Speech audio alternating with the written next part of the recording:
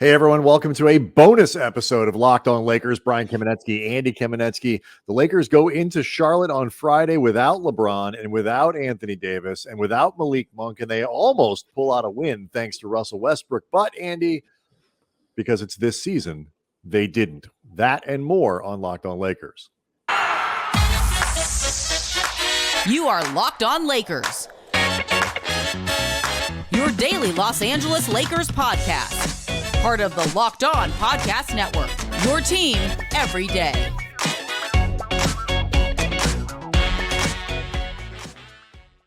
Thanks, everyone, for making Locked On Lakers your first listen of every day. Some days, Andy, even including Saturdays, we get this thing out for you, and we really appreciate all the support. Look, it was, there's not a lot to break down in terms of long-term meaning. 117-114. The Lakers lose Friday against the Hornets in Charlotte. They are now 2 games under 500 with one more game left on the trip, an early game on Sunday in Atlanta against a suddenly red-hot Hawks team. So we'll talk a little bit about, that game coming up and where the Lakers are. They know LeBron, no Anthony Davis, no Malik Monk. You would think the Lakers didn't have much of a chance. You got to give them credit for playing hard. They came out in the second half and really made a real game of this. You can't fault the effort. You certainly can't fault the game that Russell Westbrook played. 35 points, 12-23 from the floor, 8 of 10 from the line. Well, I mean, you can't fault the effort for I'd say, second through fourth quarters. The first quarter, you actually could fault the effort. I mean, some of it was they had wide open shots that just were not falling at all.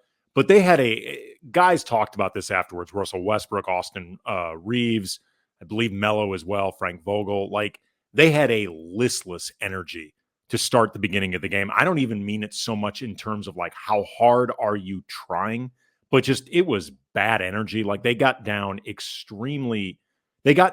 bad pretty quickly. Yes. And it seemed in the beginning like they were incredibly frustrated. This was also confirmed afterwards. I'm just saying you could read it through the television.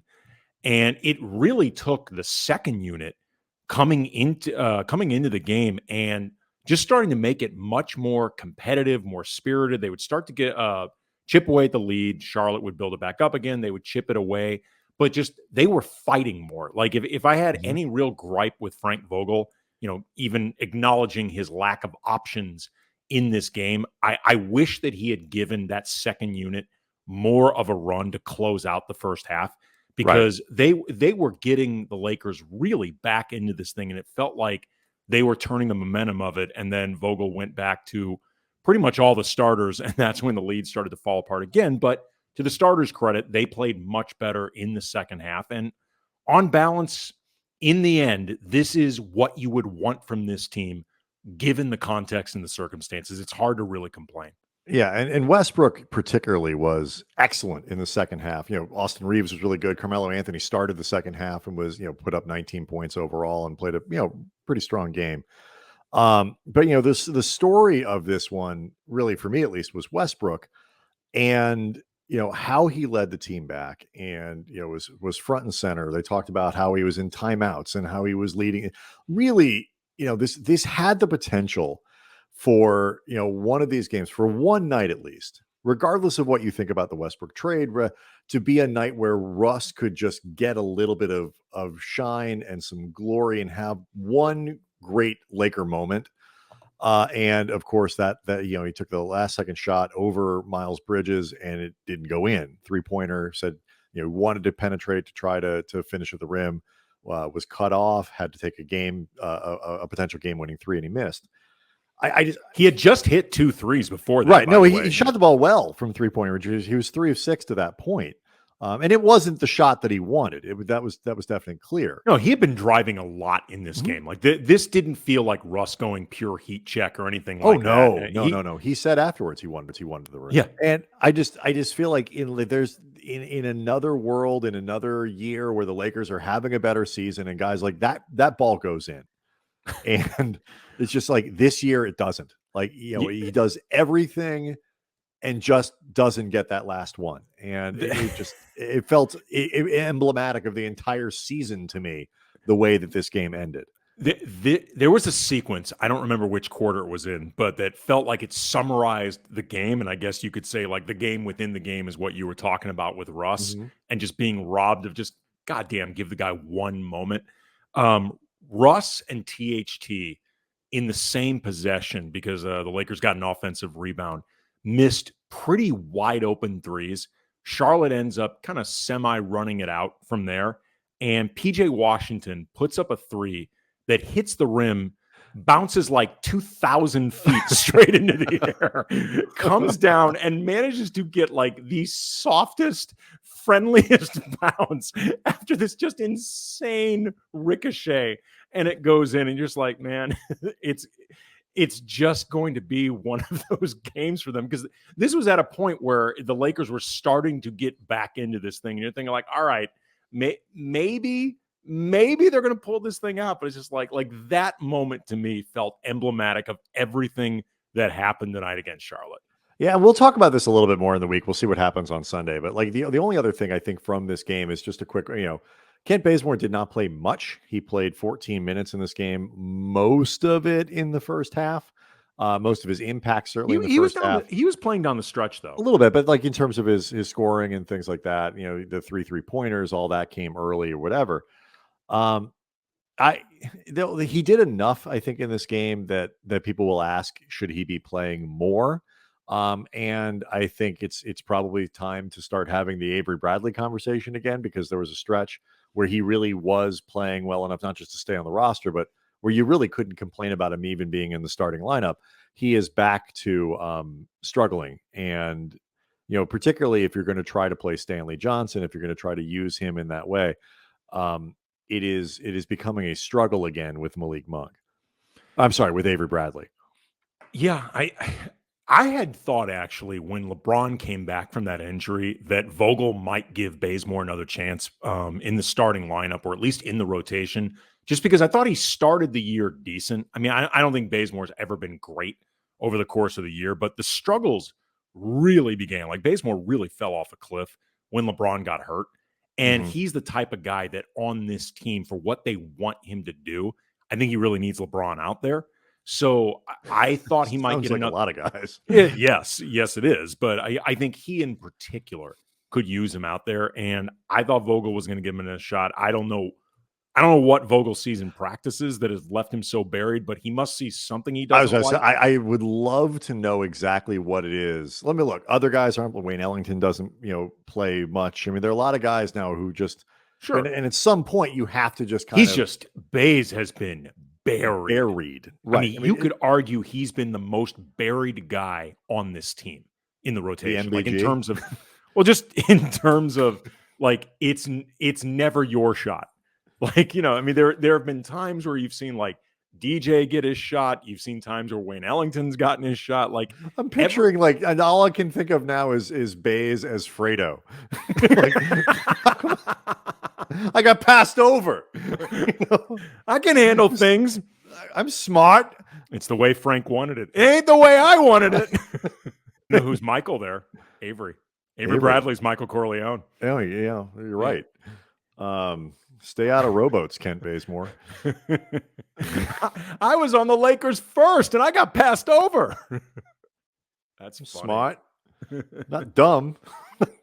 People say, but the only other, and we can talk more about Baze and Bradley and stuff, over the weekend. The only other thing from this game that I will note before I think we get a little bit of context here, because we're reaching a point where math and context are important.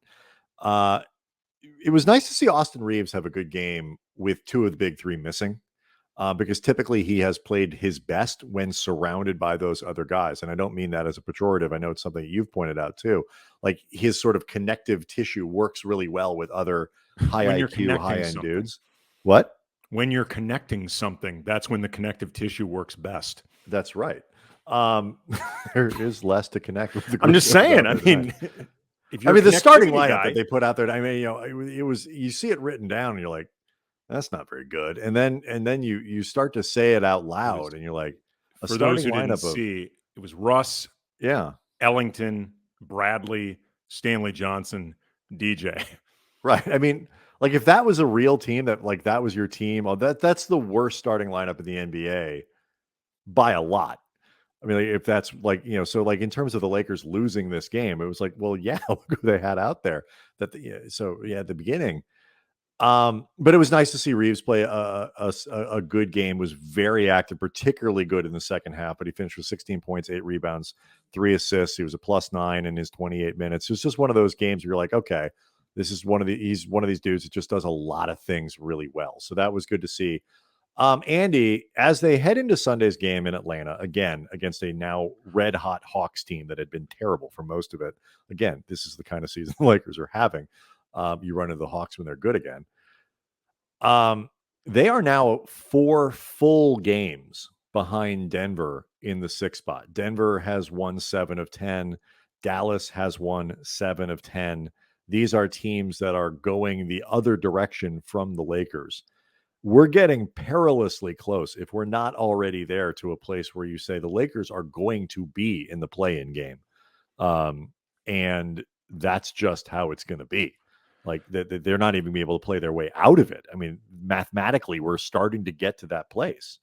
Yeah, and I mean, if you want to swing this all the way back to Russ, because I mean, we've been in a place now where every game counts, but now we are officially every game counts. Frank Vogel was hopeful that LeBron and AD could be, or at least one of the two could be available Sunday versus Atlanta. We'll see how it shakes out.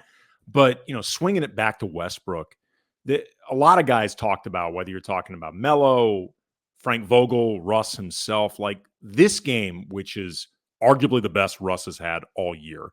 Mm-hmm. It's certainly the best he's had in a while, and it was the most superstar performance that Russ has had in quite some time, if nothing else. I don't remember all the games, but the balance and how to find that comfort zone when LeBron and AD are back. And for Russ to be able to know what his niche is, how he can have those areas to attack like Russell Westbrook, because, I mean, he really put pressure on Charlotte in this game. And Charlotte's a solid team. Yeah, and nothing wrong with that team. He was able to get to the rim pretty much at will. And, he could have had more assists in this game if other guys. Yeah, if other guys could have knocked down shots, he could have had more assists. Like this was a game where Russell Westbrook looked like all-star Russell Westbrook, like a guy that if you didn't know the backstory, you would think, okay, this is a high-caliber player in the NBA. That's the all-NBA guy. Yeah. How many times? One MVP or two? I forget. But one.